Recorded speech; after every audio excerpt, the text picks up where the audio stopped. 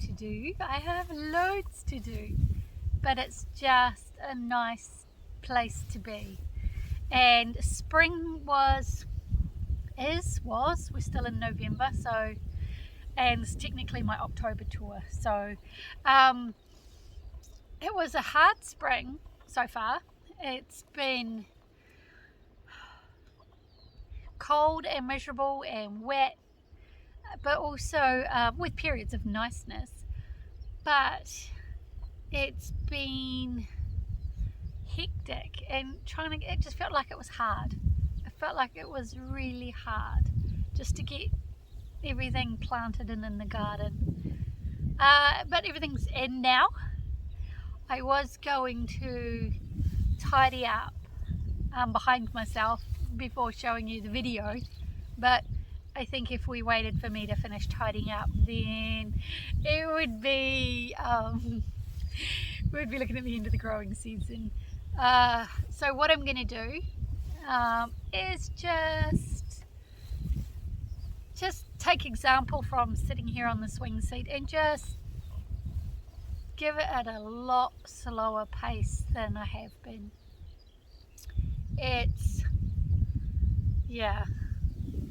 We've got all season. It'll be great. I can tidy up as I go from now on. So I'm just going to finish my cup of tea and then I'll take you on a tour. I'll show you what I can see from here. Let me just spin you around. Hold on. We can take in the view while we finish the cup of tea. Right.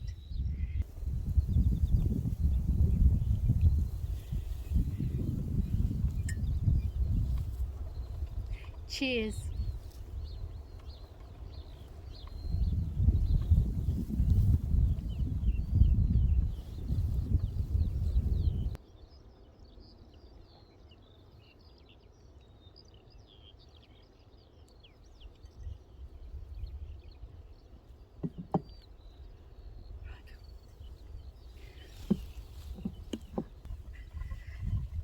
Right, well, as much as I could sit here all day listening to the birds and admiring my garden, I should bring you on a tour and show you. I finished my tea.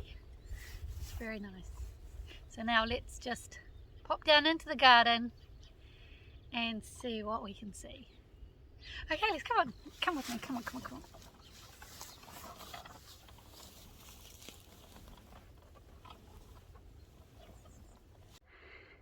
Okay, we're going to start backwards at sector 5. That's a new windbreak, and I can't remember whether you know if that's new or not, but it wasn't there this time last year. The pumpkins have been planted all through here and over there on the other side. The intention is they sprawl out of the bed and just take up what space they need in the ground in between.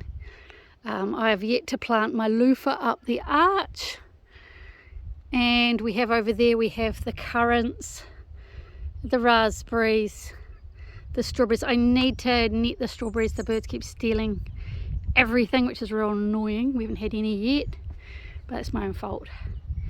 And then the blueberries. The blueberries have responded really well to the windbreak, and look, I've even got a blueberry. Very happy with that. It's the most we've had ever since we've been here. So the windbreak is making a huge difference, and the gooseberry's doing really well, and then we've got Cape gooseberries down there, and a very hot looking jasper. Are you hot, bub? Doesn't help that he's lying on this hot sand. Oh, and the other improvement that we've had in the last month is all the irrigation hubs, points for this whole sector now pop out in the one place, so I can connect it to the 6-hose water distributor and then connect it to my water computer and water it at the push of a button. In here, whew, really hot. How can you must be hotter than Jasper. Oh, I know. Hey, Finn. Yeah, tell me all about it. Okay, so these are some of the seedlings I'm just trying to keep alive as backups in case I need it in the next couple of weeks. But some of them look like I might want to just pop them in a pot and keep them. Everything else is, you know, frying to a crisp. I find it easier to actually put them in the compost if they're actually dead, but I don't technically want to kill them, if that makes sense. So yeah, so it's very hot in here, so we won't dwell. I don't know how she's coping. Why are you in here? Why? Okay, there's some more of my spears that I'm trying to keep alive until I need them or not. They're actually dotted all around the garden because, like I said, I haven't tidied up after myself. The asparagus is just going crazy. Do you know, we're getting to the point where we're actually starting to get sick of it. Isn't that crazy? So what I'll probably do is preserve and pickle some, they're really nice, like later on in the season to have pickled asparagus on a salad or something. Bit of tuna or something. Yum. The garlic. Now the garlic is interesting. As you can see, there's a lot of orange coming through. We are getting the rust. The thing is with the garlic is it historically this would have been a good one. This one here, see? But I'm getting some whoppers. So these guys are due out probably in about a month, so 3 to 6 weeks away. So I just need to keep them alive and well and healthy, so I just keep feeding them so that those bulbs fatten up, and I might end up with my best harvest ever in spite of the rust. The spuds are doing well. They need mounding up so that their shoulders don't get burnt.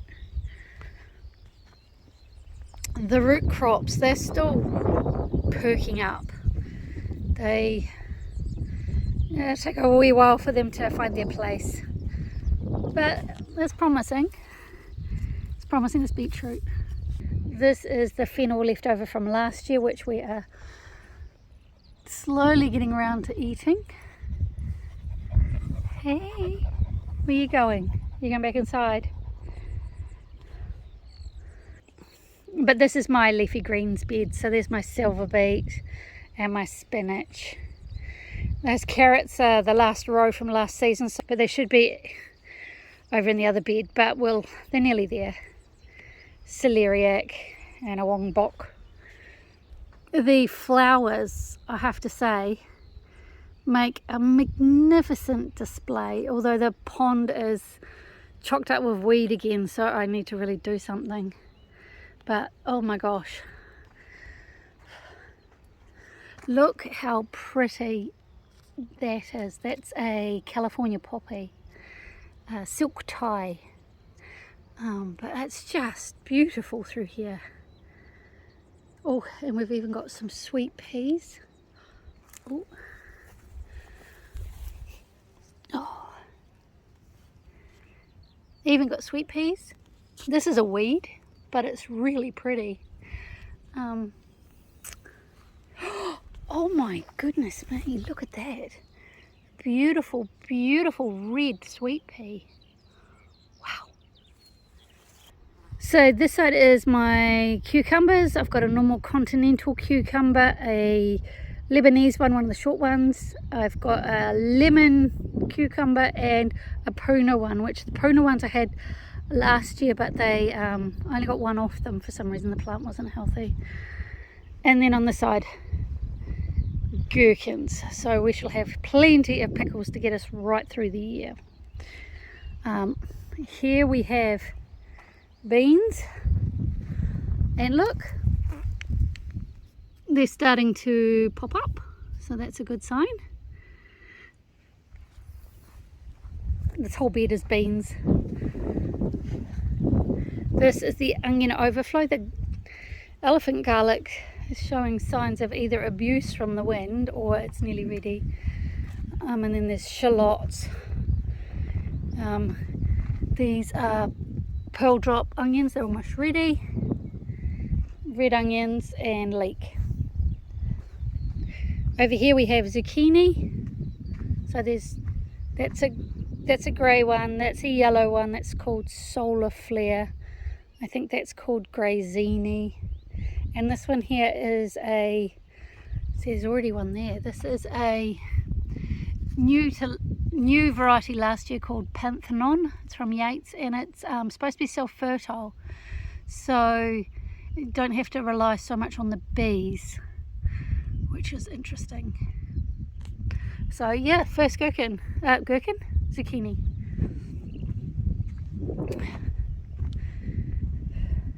These are the peppers. We've even got flowers. So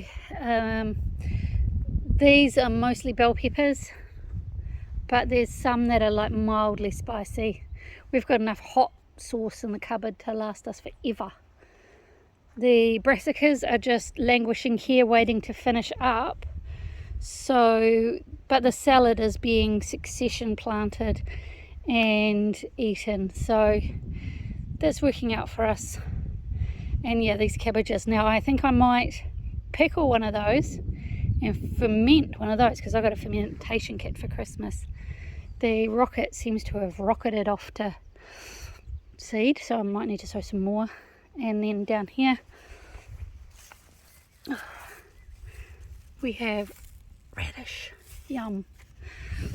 This is the Brassica section for the season. You can tell it's still been really cold at night because they've got that purple colouring that the plants put out to protect themselves from the cold. So yeah, they're all looking a tad purple. Those are supposed to be purple, they're purple kohlrabi. These are my melons. So this is the same as previous years. This is a country sweet and candy red. They're the big ones. And then there's a sugar baby, and then a rock melon and a honeydew. And then this one's new to me this year. This is a kawano. I've never even eaten one before, but that's like, it's that yellow spiky thing with a green filling that kind of looks like a cross between a passion fruit and a cucumber on the inside. So I'll be interested to see what that's like. The popcorn is planted. I grew that from seed in the greenhouse, so it's looking a little bit pale as it adjusts, but it should darken up as it puts its roots in. And then we have eggplants. Over here, this is the majority of my storing onions. So these are pukekohe long keepers. So there's 7 in a row, and there's 2 meters a row. And these ones are the early eaters that don't store as well. So these are Spanish whites. Spanish white or Spanish yellow, I can't remember. But they're, like you can see, they're starting to bulb up.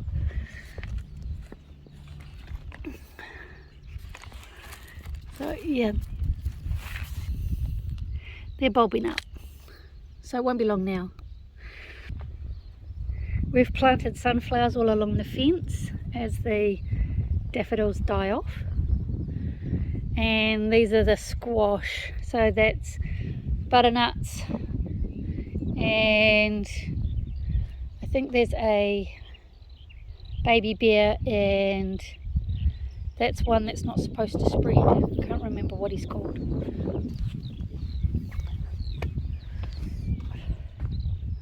I have sown my corn in here. It hasn't popped up yet. I've had a really close look and there's no sign of life yet, but they've only been in like about 6 days. So I also sowed a row of peas here. These are really slow because the birds have been eating them.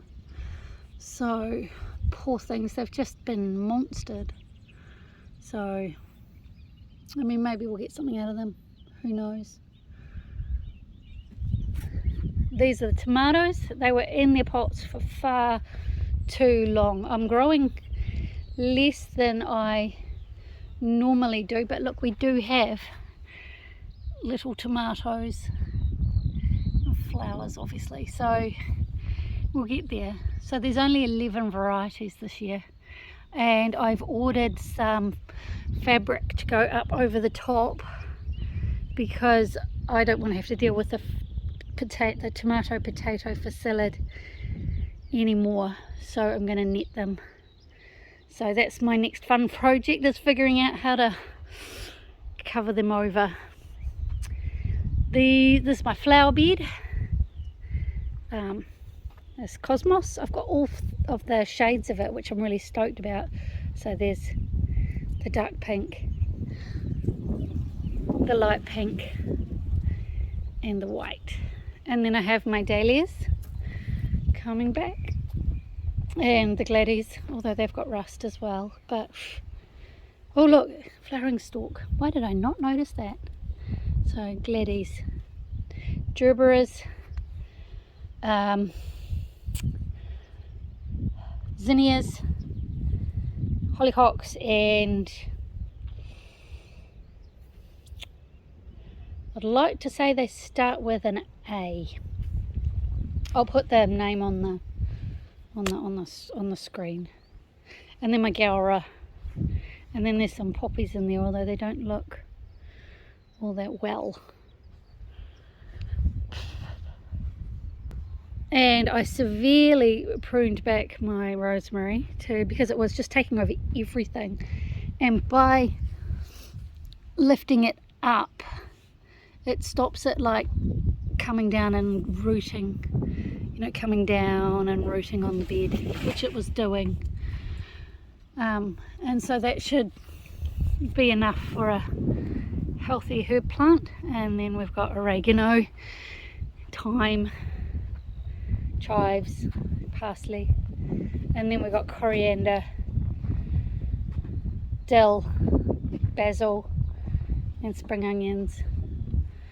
So that's the garden side of things. It's pretty much in control and orderly, but if you just pan ever so quickly, this is my tidying up mess. So I need to get onto that, but if I do it a bit at a time, it will get done. Okay, so there you have it. I'm happy the garden is planted, which is such a relief because it was causing me stress.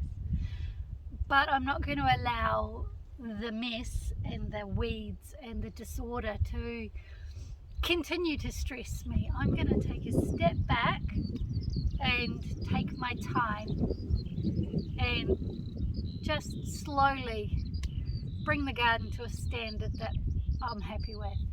It's a work in progress. Rome wasn't built in a day, and so instead of scrabbling around on the ground pulling the weeds I can see in front of me, I'm going to do something a lot more exciting. I'm going to pick all these artichokes and spend the afternoon in the kitchen pickling them. I have a really great recipe. I will put it in the description box below.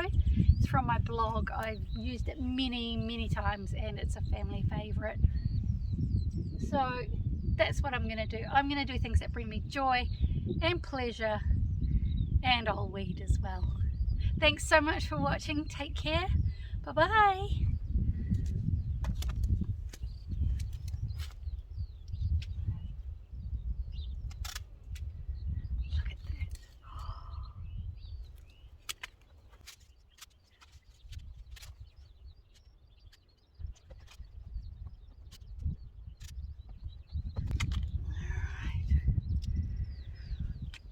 Not a bad haul. That'll do for now. Alright, take care.